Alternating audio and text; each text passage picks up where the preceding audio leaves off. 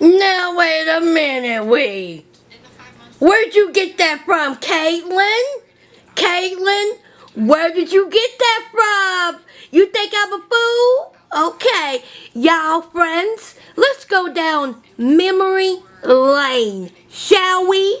Nah, Matt didn't say it like that. Matt was too busy worried about his $30 shoes and his $5 t-shirt from Target. That's what he was worried about. Okay, so Caitlin said, well, you know what? What if you would have worked and got paint on your shoes, got a paycheck, and hey, you could have spent that money for some more shoes. Logical, right? And so he was like, well, yeah, but you never know. Well, what? Who coulda, shoulda, woulda? Boom.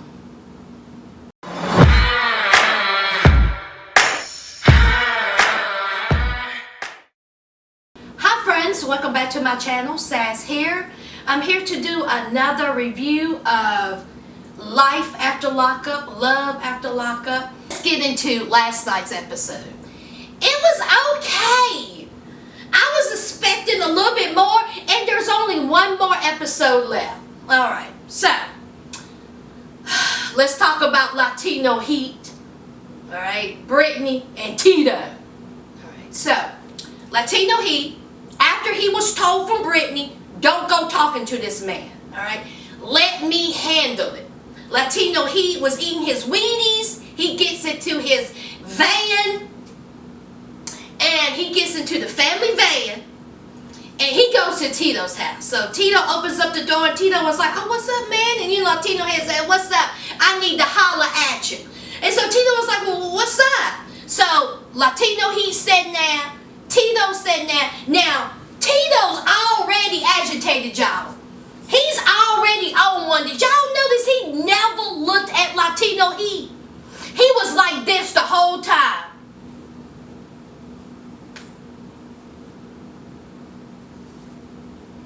He couldn't look at that man. Alright? Now he was like, what's going on? And so of course Latino Heat brings up Giovanni. Alright? And so he was like, was everything good? What's good with them? He was like, what's going on? So here's Latino Heat trying to have small talk, beating around the bush. Well, Tito was tired of the bush being beat. Okay? He's tired of that burning bush. He was like, man, if you don't tell me what you here for, you better. What's up? So Latino Heat said, okay, let's talk about custody. Tito said, what about it? And so Latino Heat said, man, Giovanni has been with us for a whole year.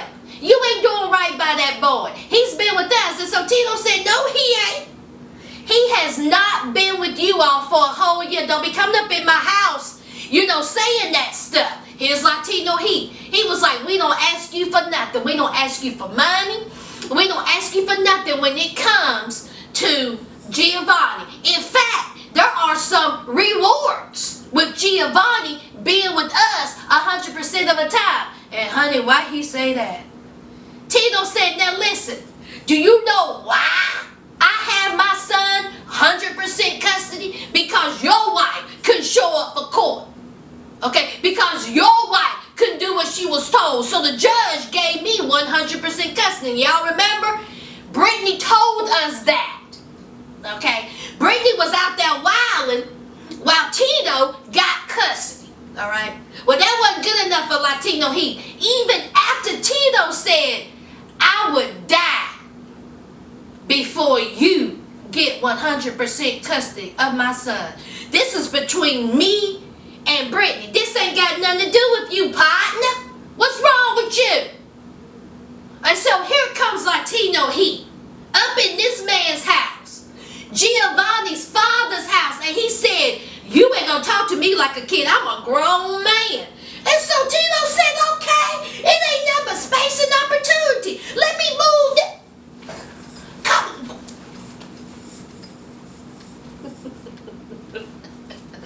Honey, they start, doing all that. You know what guys do. They be doing all this, And so then they start, doing a little punching. And then Latino Heat went, I said, then Latino Heat connect. Tito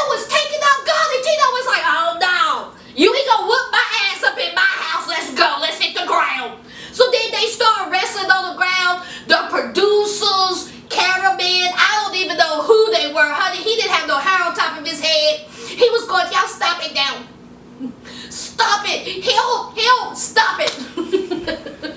I was like, if y'all don't help this man, you better. So they separate them, all right. Basically, Tito was like, you better get the hell up out my house. Okay, you gonna come up in my house, turn up my table. What's wrong with you? So here comes Latino Heat. There goes Latino Heat. Latino Heat, rip off, shirt all ripped. Now he pulls up to the driveway. Brittany is hot, y'all. Hook a coochie hot. She said, what did you do? She said, I told you don't go over there talking to that man. I told you, and now Tito done tested me, said he calling the cops that they better bring his son over. Brittany has every right to be upset. Brittany has every right to get mad. Here's Latino Heat. I effed up. You sure did. Latino Heat, you had no business going over there talking to Tito. You had no business up in that man's house trying to make demands on a child that's not even yours. You trying to get custody of Giovanni and you up in the baby's father's house fighting and punching. Latino Heat, you wrong. Okay. Whether you don't like how Tito is handling or what he's doing with his son, that's none of your business. Actually, it's none of your business. Brittany tried to tell you this man does not need to be talked to by you. Let me handle it. A hard head makes a soft ass.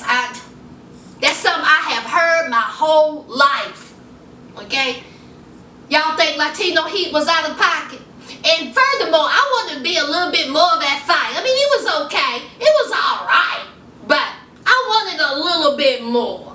Talk about not quite right Clint and crackhead Tracy. Now, they're in Vegas. And as we know, Tracy found out that Clint had been texting with someone named Stephanie.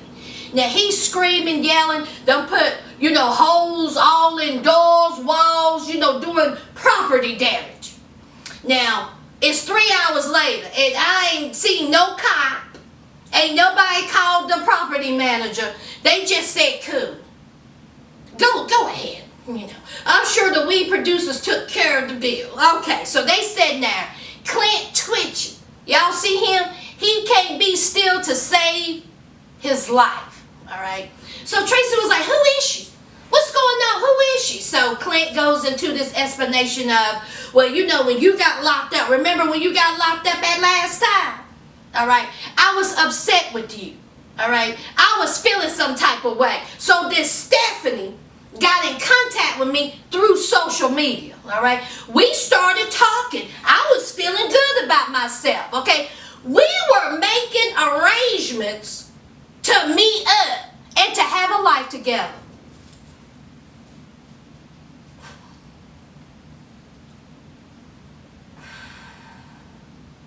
Clint, instead of you filling your prescription monthly, I'm going to need for you to fill your prescription twice a month. Go to your doctor, and I'm going to need for you to up your dosage. I can't with Clint, okay? So, of course, Tracy was like, did you love her? And so he was like, no. She was like, do you love me? And he was like, she was like, what? He was like, I love you. And she was like, I love you too. Can I have a hug?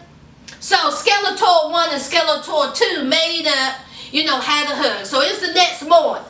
Okay. Tracy ain't there. She's out by the pool. Alright. She's out by the pool. Now, Clint gets up. Now, y'all. He gets up. He didn't wash Nad's face. He didn't brush Nad's tooth. Okay, wash no hands. He just got on up, walked over there to his beautiful wife by the pool. And did y'all notice the night before when they was hugging and kissy all over each other? Did you see how nasty his fingers was? How nasty his fingernails was? How her hands looked? See, you can always look to the hands. Them things was nasty. And let's not forget, he handles meat. He handles meat, y'all, with them dirty hands. It looked like he been playing in dirt. Whew, he nasty. So, they by the pool. And we have Clint fidgeting, moving, twitching. Okay, he is definitely tweaking, y'all. He's tweaking. So, Crackhead Tracy said, let me tell you how you can make it up to me. Let's renew our vows. Let's have a proper wedding. And so he's like, we just got married. She was like, do you want to prove it to me or not? Because this is how you can prove to me that you love me since you out here sexting Stephanie. So Clint was like, all right. So, they FaceTimed the mother. And the mother was like, oh, hey, what are y'all doing? Because Clint did not tell his mother that he was going to Vegas. So he was like, hey, Mom, we're here in Vegas. Guess what? And so she was like, please tell me you're not pregnant. I said, girl, I know that's right. I know that's right, girl. Not a good idea. No. So, they tell Mama Clint that they are going to renew the vows. And of course, Mama Clint was like, I don't think that's a good idea, but hey, y'all grown. You do what you got to do. So, that's that for Clint and Broke Down Tracy. All right, let's get the trio of fools out the way. All right, first, let's talk about Megan. All right. Megan is home. She's at her dad's house. Her dad is making some delicious, what appears to be kebabs. Them things look delicious. Now, like I said last season, Megan's family seems so good. They seem so sweet. Regular, schmegular family who just love her, who loves her, who don't want her to go down the wrong path. They know Michael ain't no count. They know it. All right? So she goes in and tells her dad that she went and picked up Michael from prison. Yada, yada, yada. Let's talk about Dad. Okay? Let's talk about Papa Megan. I like him. All right? Papa Megan said, what are you doing? All right? This boy ain't no good and I want to talk to him. All right? So, Megan calls Michael up. All right? Michael look like he in some type of vehicle. Now y'all know the producer's playing this mess. All right. So Papa Megan is talking to Michael. This is Michael. Yeah. Well, you know, I just think that what goes on between me and Megan is private. So Papa Megan was like, listen, that's my daughter. All right. You ain't done nothing but hurt her. What do you mean? Okay. I ain't heard no good things about you.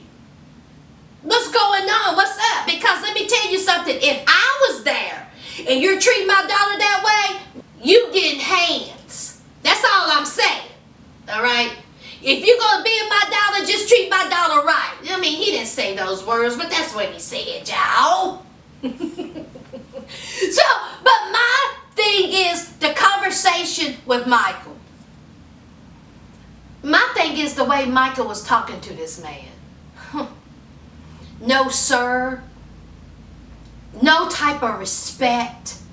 Michael is trash. I mean, I don't know how many times I need to say it. Michael is trash. I can't stand him. I cannot wait until I don't have to utter his name again. And then here comes Megan talking about, well, you know, I don't really like, you know, the way Michael was talking to my dad. But you know, like I told my dad, you know, if you're in love with someone, it's really hard to just... Really? It was hard? Was it hard for you to kiss Rocco? Child. Let's move on. What did y'all think of Michael talking to Papa Megan like that? Michael's trash. Just move on. So we have Sarah. Sarah.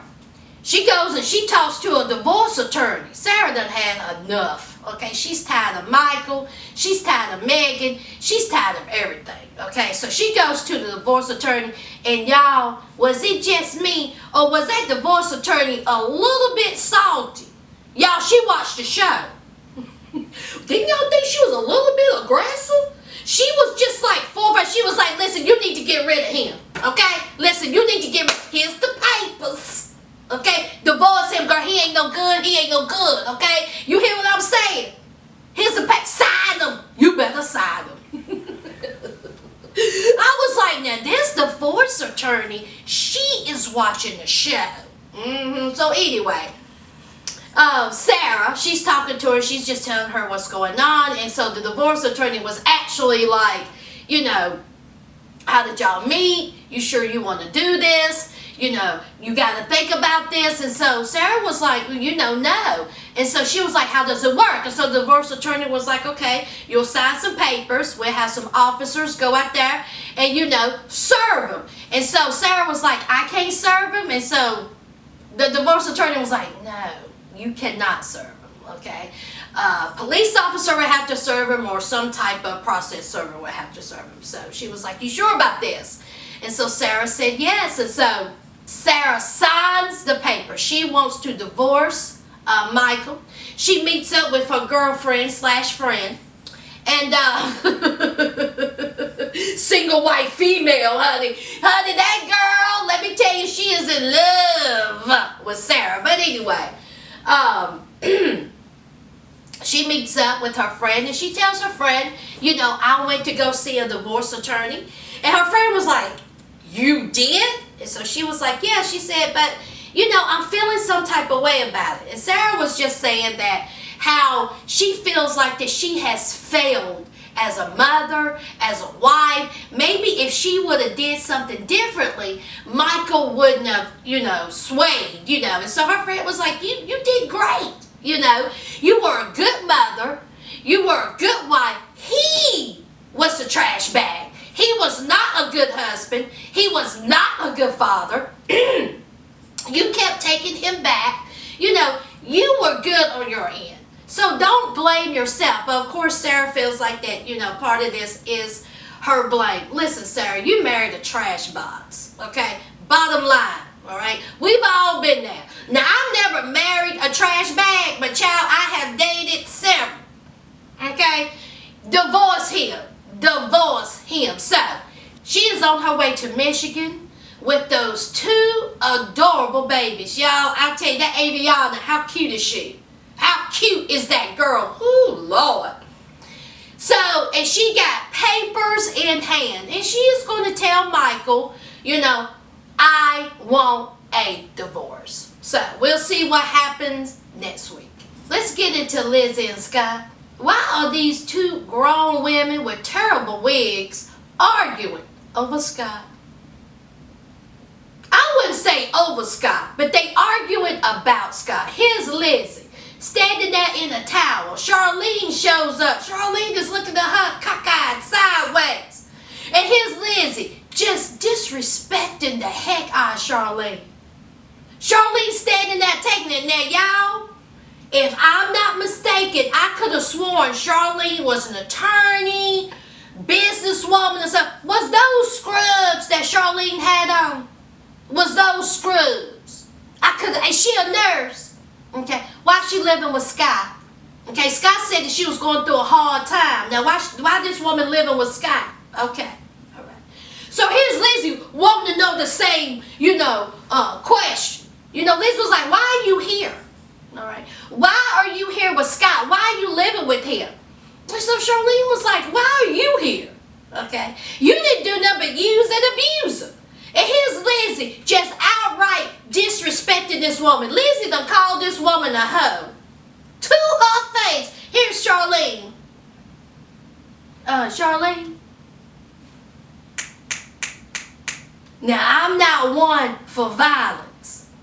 But it would be a cold day in HE double hockey sticks before I let the likes of Lizzie call me a hoe. Absolutely not. Okay? You gonna let this woman who has manipulated, used, lied, tied lonely men out of $800,000, you gonna let this woman with terrible, terrible wigs, okay? Questionable skin, okay? Call you a hoe, Charlene. Hello? I'm gonna need for you to take those magnets that's in the side of your cheeks, get to doing what you need to get done. You do not let this woman outright disrespect you like that over Scott. So Scott shows up late, slow, delayed. He was like, what's going on? Lisa was like, you tell her. You tell her what you told me in the car. You tell her what you told me. So Scott was like, what? What are you talking about? And Lizzie was like, tell her you want her gone. And so Scott said no, okay? She has been my friend for 15 years. Lizzie done accused them of sleeping with each other. You know, she just can't get over that they may have, you know, a friendship, or they may be sleeping together, but it ain't nothing for you to say, Lizzie. Nothing. Okay? Now here is, you know, Lizzie having that little ring thrown up in Charlene's face. Charlene still being respectable. Honey, that whole house would have been towed up. Okay? What she called me a hoe. Alright? So Scott was trying to explain to Lizzie, Charlene needed somewhere to stay. We've been friends for 15 years. We're not sleeping together. And here's Lizzie. That's not what you said in the car. Lizzie done made up a whole lie. Lizzie has done made up a whole lie. Scott said, I didn't say that. Lizzie said, yes, you did. Scott said, I did not. Okay? So here's Charlene. All right? Charlene said, I don't want her to be here. All right? And if she is here, I want her to take a drug test. And so Scott said, I don't want either one of you to leave. I don't know what decision I need to make. And so Lizzie is saying that Scott has been acting strange for the last 2 years, okay? He ain't been acting right, all right? Now remember, Lizzie found some drugs on the spoon, a dope spoon, so she is thinking that Scott is using drugs. Now Charlene wants Lizzie to take a drug test. Lizzie wants Scott to take a drug test. Now let me just say this. Y'all want me to believe that Scott is on drugs, okay? He's standing there built like Winnie the Pooh. But you want me to believe that Scott is taking drugs. Okay, he may be taking drugs. But why is no one questioning whether Clint is taking drugs? Because there's something wrong with Clint. Okay, we can see it. Sweating, the pupils, the twitching, all right, the slur of the speech. But y'all want the focus to be on is Scott taking drugs. At this point, I don't care, because next week is the last one, and I don't ever want to hear their names again. Lizzie broke down Scott or Charlene. Okay, I'm over, I'm done. Okay, all right. Let's move on. All right, let's talk about the best part of the whole show. Andreea and Lamar. Honey, that Lamar man cracks me up.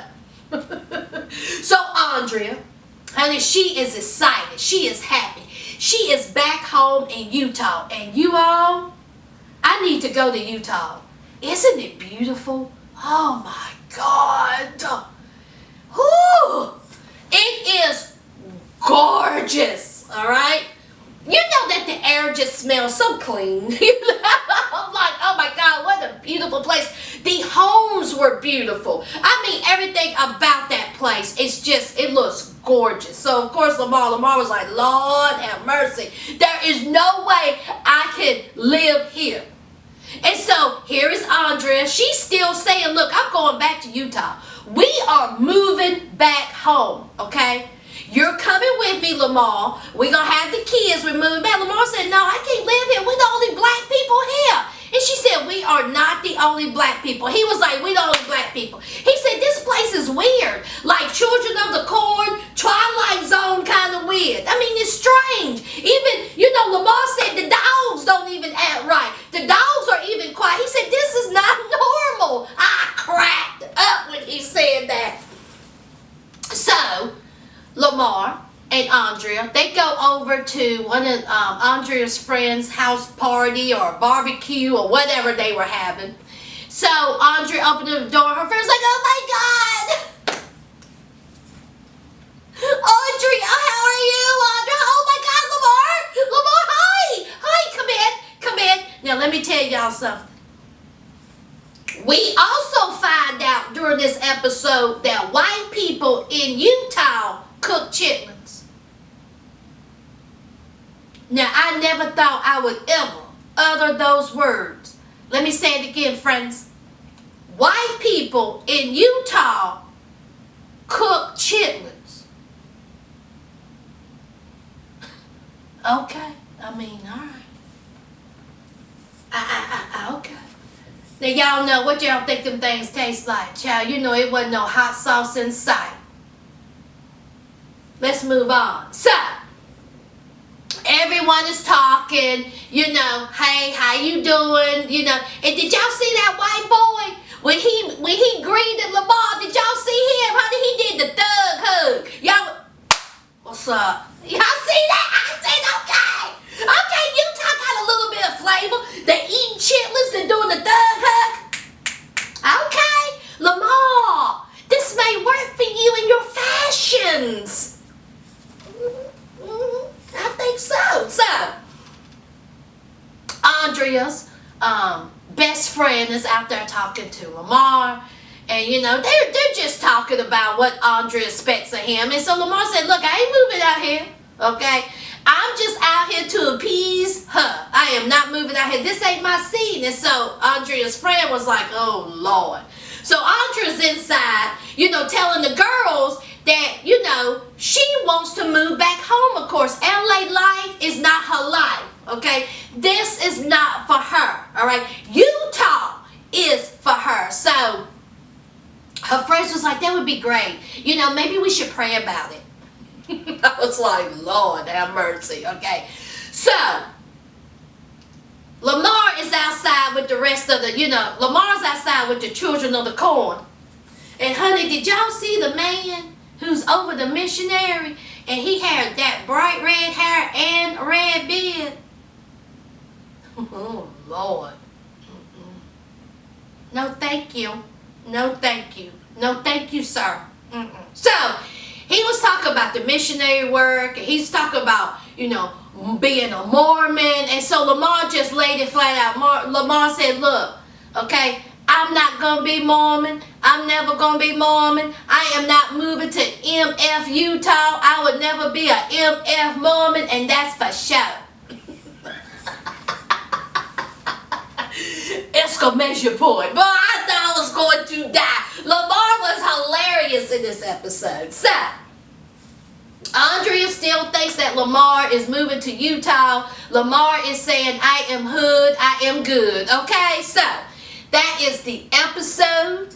All right, only one more left, y'all. Only one more left. And as usual, okay, y'all don't forget to leave a like, comment, and subscribe.